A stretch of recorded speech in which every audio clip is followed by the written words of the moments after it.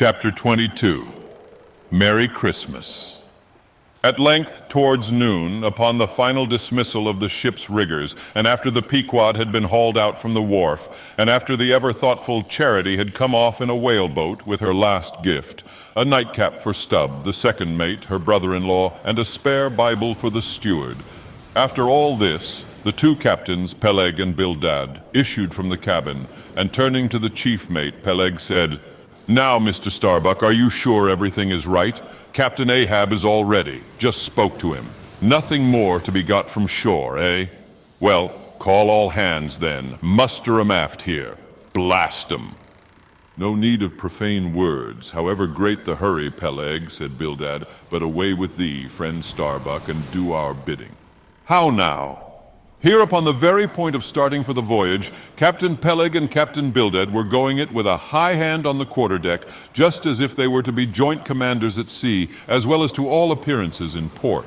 And as for Captain Ahab, no sign of him was yet to be seen, only they said he was in the cabin. But then the idea was that his presence was by no means necessary in getting the ship under way and steering her well out to sea. Indeed, as that was not at all his proper business, but the pilot's. And as he was not yet completely recovered, so they said, therefore, Captain Ahab stayed below. And all this seemed natural enough, especially as in the merchant service many captains never show themselves on deck for a considerable time after heaving up the anchor, but remain over the cabin table, having a farewell merrymaking with their shore friends, before they quit the ship for good with the pilot. But there was not much chance to think over the matter, for Captain Peleg was now all alive. He seemed to do most of the talking and commanding, and not Bildad. "Aft here, ye sons of bachelors," he cried as the sailors lingered at the main mast. "Mr. Starbuck, drive 'em aft." "Strike the tent there," was the next order. As I hinted before, this whalebone marquee was never pitched except in port, and on board the Pequod for 30 years, the order to strike the tent was well known to be the next thing to heaving up the anchor. "Man the capstan, blood and thunder, jump," was the next command, and the crew sprang for the handspikes.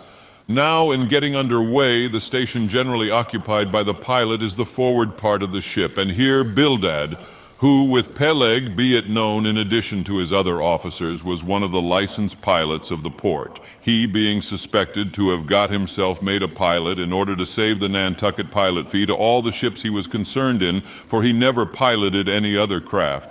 Bildad, I say, might now be seen actively engaged in looking over the bows for the approaching anchor, and at intervals singing what seemed a dismal stave of psalmody to cheer the hands at the windlass, who roared forth some sort of a chorus about the girls in Booble Alley with hearty goodwill. Nevertheless, not 3 days previous, Bildad had told them that no profane songs would be allowed on board the Pequod, particularly in getting under way. And Charity, his sister, had placed a small choice copy of Watts in each seaman's berth. Meantime, overseeing the other part of the ship, Captain Peleg ripped and swore astern in the most frightful manner. I almost thought he would sink the ship before the anchor could be got up. Involuntarily, I paused on my handspike and told Queequeg to do the same, thinking of the perils we both ran in starting on the voyage with such a devil for a pilot. I was comforting myself, however, with the thought that in pious Bildad might be found some salvation, spite of his 777th lay, when I felt a sudden sharp poke in my rear, and turning round was horrified at the apparition of Captain Peleg in the act of withdrawing his leg from my immediate vicinity. That was my first kick. "Is that the way they heave in the merchant service?" he roared. "Spring, thou sheephead, spring and break thy backbone. Why don't you spring, I say, all of ye, spring. Quahog, spring, thou chap with the red whiskers. Spring there, Scotch cap, spring, thou green pants. Spring, I say, all of ye, and spring your eyes out." And so saying, he moved along the windlass here and there, using his leg very freely, while imperturbable Bildad kept leading off with his psalmody. Thinks I, Captain Peleg must have been drinking something today. At last the anchor was up, the sails were set, and off we glided. It was a short, cold Christmas, And as the short northern day merged into night, we found ourselves almost broad upon the wintry ocean, whose freezing spray cased us in ice as in polished armor. The long rows of teeth on the bulwarks glistened in the moonlight, and like the white ivory tusks of some huge elephant, vast curving icicles depended from the bows. Lank Bildad, as pilot, headed the first watch, and ever and anon, as the old craft deep dived into the green seas and sent the shivering frost all over her. And the winds howled, and the cordage rang.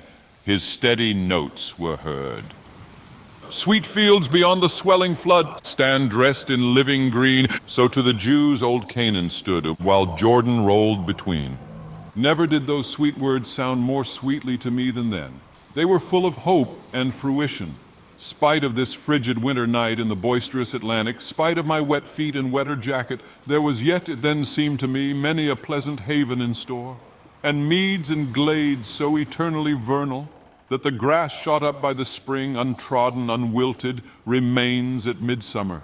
At last we gained such an offing that the two pilots were needed no longer. The stout sailboat that had accompanied us began ranging alongside.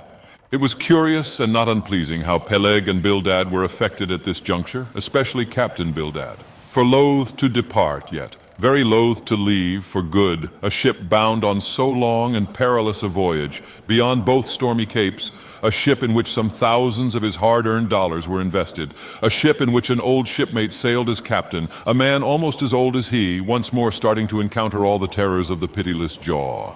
Loath to say goodbye to a thing so every way brimful of every interest to him, poor old Bildad lingered long, paced the deck with anxious strides, ran down into the cabin to speak another farewell word there, again came on deck and looked to windward, looked towards the wide and endless waters, only bounded by the far-off unseen eastern continents, looked towards the land, looked aloft, looked right and left, looked everywhere and nowhere, and at last mechanically coiling a rope upon its pin, convulsively grasped stout Peleg by the hand, and holding up a lantern, for a moment stood gazing heroically in his face, as much as to say, "Nevertheless, friend Peleg, I can stand it, yes, I can." As for Peleg himself, he took it more like a philosopher. But for all his philosophy, there was a tear twinkling in his eye when the lantern came too near. And he too did not a little run from cabin to deck, now a word below and now a word with Starbuck, the chief mate. But at last he turned to his comrade with a final sort of look about him. "Captain Bildad, come, old shipmate, we must go. Back the main yard there. Boat ahoy, stand by to come close alongside now. Careful, careful, come, Bildad boy, say your last. Luck to ye, Starbuck. Luck to ye, Mr. Stubb. Luck to ye, Mr. Flask. Goodbye and good luck to ye all. And this day 3 years I'll have a hot supper smoking for ye in old Nantucket. Hurrah and away."